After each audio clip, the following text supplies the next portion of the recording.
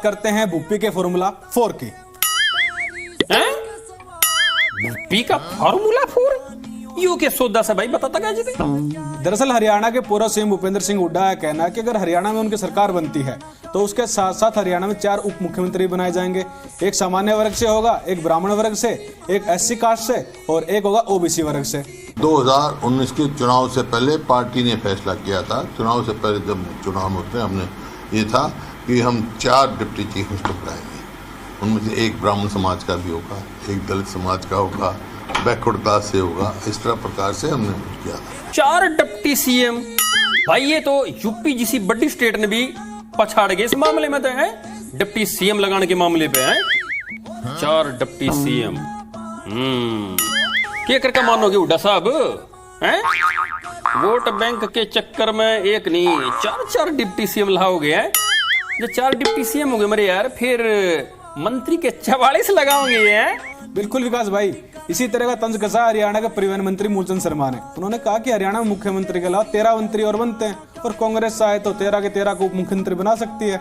14 हरियाणा मंत्री बनते हैं, एक मुख्यमंत्री 13 डिप्टी CM बना दे। यह तो मंत्री साहब ने कसूती ये बात कह दी है। वहीं हरियाणा के शिक्षा मंत्री कंवरपाल गुर्जर का कहना है कि जो कांग्रेस के 4 कार्यकारी अध्यक्ष है वो तो एक साथ नजर आते नहीं है। तो ये भूपेंद्र सिंह हुड्डा किन 4 उप मुख्यमंत्रियों की बात कर रहे हैं? उनके जो पहले उप मुख्यमंत्री हुआ करते थे उनकी कितनी सुनी जाती थी ये तो सबको पता है ही। सारे के सारे लालच हैं, ये इसलिए दिए जा रहे कि वोट लेना है। इनके 4 कार्यकारी अध्यक्ष हैं, वो 4 कार्यकारी अध्यक्ष तो इनकी मीटिंग में नहीं आते हैं, तो ये उप मुख्यमंत्री बनाएंगे। और पहले इन्होंने एक उप मुख्यमंत्री बनाया के दिखाया है।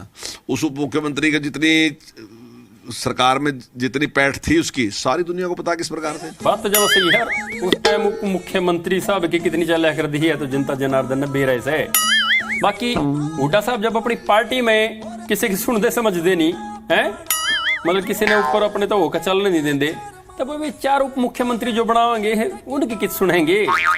ठीक कहा विकास भाई। वहीं बीजेपी की सांसद सुनीता दुग्गल, उन्होंने कहा कि कांग्रेस जातिगत राजनीति कर रही है।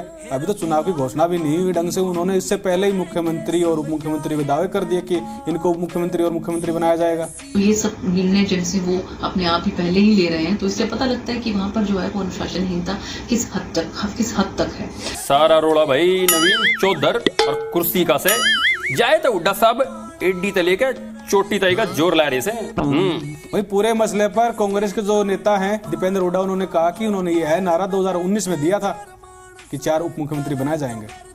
2019 के चुनाव के समय चौधरी भूपेंद्र सिंह हुड्डा जी ने बात कही थी कि प्रदेश में अगर लोगों के आशीर्वाद से उनको अवसर मिलता है तो प्रदेश में 4 उप मुख्यमंत्री, एक SC वर्ग से, एक बैकवर्ड समाज से, एक ब्राह्मण समाज से और एक अन्य समाज से। पिता के बयान पर पुत्र की मोहर। वहीं हरियाणा के पूर्व शिक्षा मंत्री रामविलास शर्मा का कहना है कि हुड्डा को ब्राह्मणों की चिंता नहीं करनी चाहिए, उनकी नजर बड़ी कुर्सी पर है।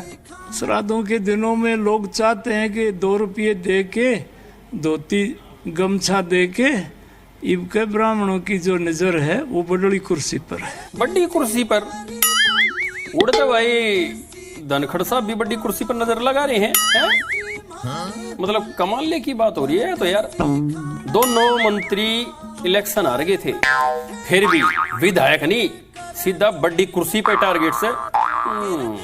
इसी मसले पर कांग्रेस के नेता है नीरज शर्मा, उन्होंने कहा कि कांग्रेस ब्राह्मणों की सच्ची हितैषी है जबकि बीजेपी तो उनका अपमान करती आई है। पीछे कुछ समय पहले परशुराम जयंती पर मनोहर लाल खट्टर ने एक पंडित नेता को गर्दन काटने की धमकी दी थी कि सरकार के मुखिया को हमारे समाज ने परशुराम जी का फरसा भेंट किया और वो क्या कहता है, गर्दन काट दूंगा तेरी, गर्दन काट दूंगा किस तेरी। हुड्डा साहब अपनी जबान के पक्के व्यक्ति हैं। हुड्डा साहब ने जो कह दिया वो पत्थर की लकीर है। भाई नवीन अपना नेता सबने प्यारे लगे करे। वहीं बीजेपी के मीडिया प्रभारी प्रवीण अत्रेया का कहना है कि कांग्रेस को ब्राह्मणों की कैसे याद आ गई, और वो भी एक ऐसे नेता कह रहे जो कभी कहते थे कि मैं जाट पहले हूँ बाद में मुख्यमंत्री हूँ।